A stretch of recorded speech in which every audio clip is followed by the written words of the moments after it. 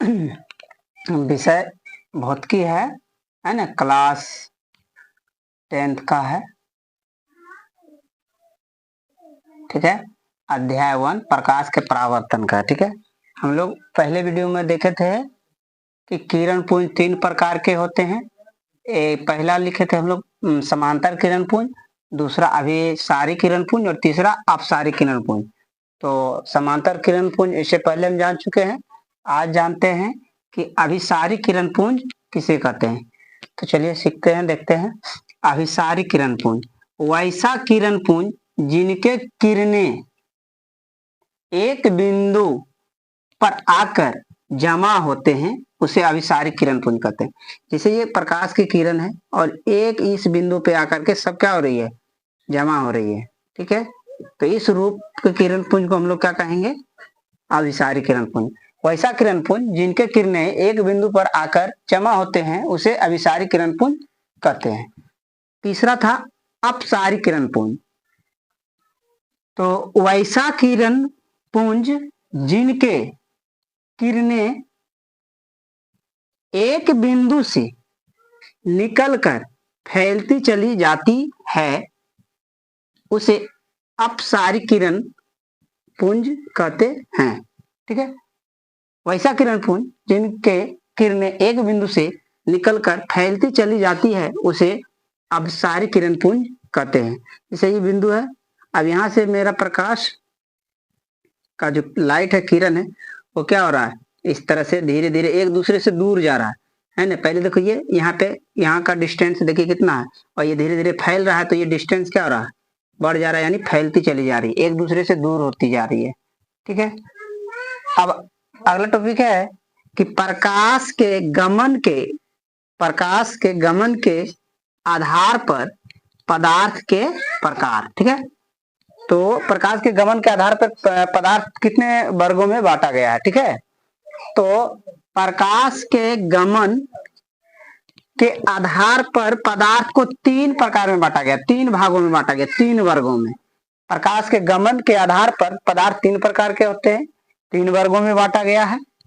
उसमें गमन के आधार पे कैसा कैसा, तो पहला है पारदर्शी पदार्थ, दूसरा है अपारदर्शी पदार्थ, तीसरा है पारभासी पदार्थ। ठीक है, पारदर्शी, अपारदर्शी और पारभासी। तो पारदर्शी पदार्थ किसको कहते हैं, सबसे पहला पॉइंट है कि पारदर्शी पदार्थ के अंतर्गत कैसा कैसा पदार्थ आएगा, कौन कौन सा वस्तु आएगा। ठीक है, तो वैसा पदार्थ जिनसे होकर प्रकाश की किरणें पूर्णतः पार हो जाती है, पारदर्शी पदार्थ कहलाता है। ठीक है, या कहलाते हैं, लिखिए। तो वैसा पदार्थ जिससे प्रकाश जो है ना पूरा पूरा पास कर जाए। जैसे कि कोई टॉर्च देखे होंगे तो उसमें एक शीशा लगा हुआ रहता है, तो उससे क्या होता है, जब लाइट हम लोग जलाते हैं तो वो पूरा पूरा जितना भी रोशनी होता है वो पूरा का पूरा क्या हो जाता है, उस शीशा से निकल जाता है ना।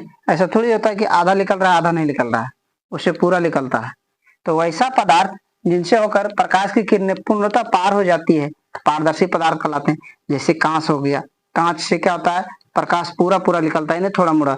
पानी हो गया, शीशा हो गया, ठीक है, वायु हो जाएगा, यहाँ शीशा और कांच एक ही हो जाएगा, वायु हो जाएगा ना। ये सबसे क्या होता है, प्रकाश पूरा का पूरा पार हो जाता है, ये नहीं कि थोड़ा थोड़ा होता है। ठीक है, अब अगला है अपारदर्शी पदार्थ। तो अगला अपारदर्शी पदार्थ देखते हैं।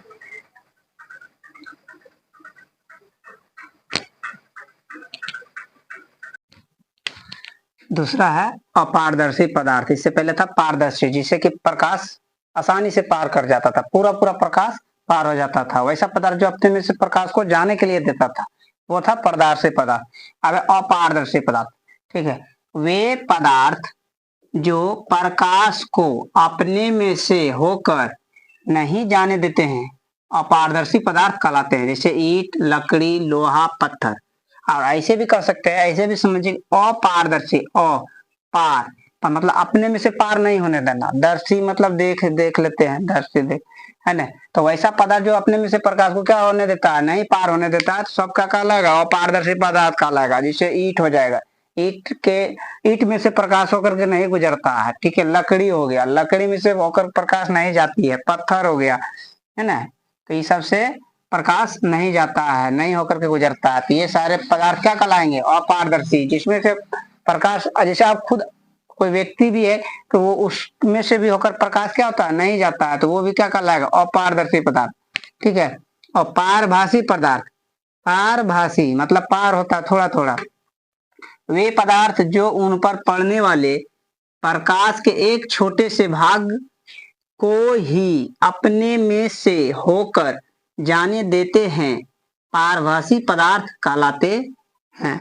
मतलब वैसा पदार्थ जो प्रकाश के थोड़ा थोड़ा भाग को ही, मतलब पूरा नहीं, ठीक है, पूरा भाग को अपने में से होकर जाने नहीं देता, पूरा प्रकाश को अपने में से होकर नहीं गुजरने देता है, थोड़ा सा उसका कुछ ही अंश को अपने में से होकर जाने देता है, तो वो जो भी पदार्थ आएंगे वो पारभासी के अंतर्गत आएंगे। जैसे तेल लगा कागज, अगर कोई कागज में तेल लगा है तो प्रकाश अगर उसमें से होकर के गुजरता है, उससे होकर के गमन करती है, बट अंतर बस है कि थोड़ा थोड़ा जाता है। जैसे बैलून हो गया, आंख की पलक हो गया, है ना, इस सब में से होकर के प्रकाश क्या होता है, थोड़ा थोड़ा होकर के जाता है ना।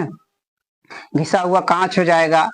अब है, ये हो गया, पहला हो गया पारदर्शी पदार्थ, जिसमें प्रकाश पार कर जा रहा था आसानी से, और पारदर्शी जिससे प्रकाश पार नहीं करता है, होने ही नहीं देता है वस्तु, और पारभासी जो थोड़ा सा पार होने देता है।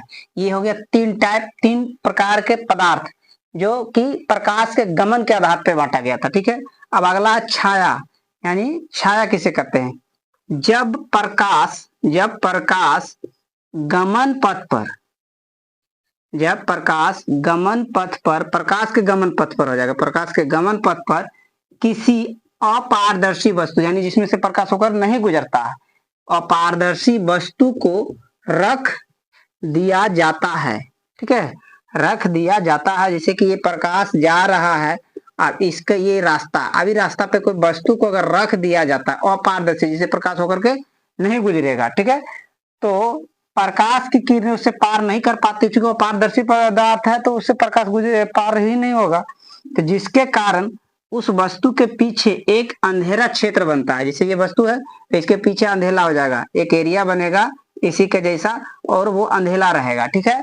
तो अंधेरा क्षेत्र बनता है, जिसे हम लोग क्या कहते हैं, छाया कहते हैं, ठीक है। अब मान लीजिए कि ये फिर से समझ, जैसे कि ये प्रकाश कहीं से आ रही है, ठीक है, अब इसका रास्ता हो गया, यहाँ पे कोई व्यक्ति खड़ा हो गया, ठीक है। अब जब व्यक्ति खड़ा हो जाएगा तो व्यक्ति क्या, अपारदर्शी वस्तु है, अभी अपने में से प्रकाश को नहीं गुजरने देगा। तो जब प्रकाश को अपने में से नहीं गुजरने देता है, तो इसके पीछे में जो है ना, इसी सेम टाइप का एक एरिया क्षेत्र बनता है, अंधेरा टाइप का, जहाँ की प्रकाश नहीं रहता है। तो इसी क्षेत्र को, ये जो एरिया बन रहा है, इसी को हम लोग क्या कहते हैं, छाया कहते हैं, ठीक है। अब है प्रकाश का परावर्तन। तो जब प्रकाश की किरणें किसी सतह से टकराकर अपने ही माध्यम में लौट जाती है, जब प्रकाश की किरणें कोई सतह से टकरा करके जिस माध्यम से आता है उधर ही लौट जाता है, तो लौटने की इस घटना को हम लोग क्या कहते हैं, प्रकाश का परावर्तन कहते हैं। जैसे कि मान लीजिए कि यहाँ से टॉर्च जला, लाइट जा रही है यहाँ, अब यहाँ पे कोई सतह है, कोई एरिया है, अभी क्या हुआ, यहाँ से प्रकाश जो आया अभी रिटर्न हो गया, अब इधर से आया इधर ही रिटर्न हो गया, यहाँ से टकरा करके घूम गया। तो ये जो घूमना नहीं, टकरा करके जो लौट गया, इसी घटना को हम लोग प्रकाश का परावर्तन कहते हैं, ठीक है। अब थोड़ा सा किरण आरेख, तो प्रकाश की किरणों का पथ दर्शाने वाले चित्र को किरण आरेख कहते हैं। जिस चित्र के माध्यम से प्रकाश के रास्ता को दिखाते हैं कि प्रकाश किधर जा रहा है, उस चित्र को हम लोग कहते हैं किरण आरेख। जैसे ऐसे करके खींच दिए तो ये दिखा रहा है कि प्रकाश इस दिशा में जा रही है, तो ये चित्र जो बनाए हैं, इसी चित्र को हम लोग क्या कहते हैं, किरण आरेख कहते हैं, ठीक है। चलिए नेक्स्ट फिर आगे पढ़ेंगे हम लोग प्रकाश के परावर्तन के नियम, ठीक है।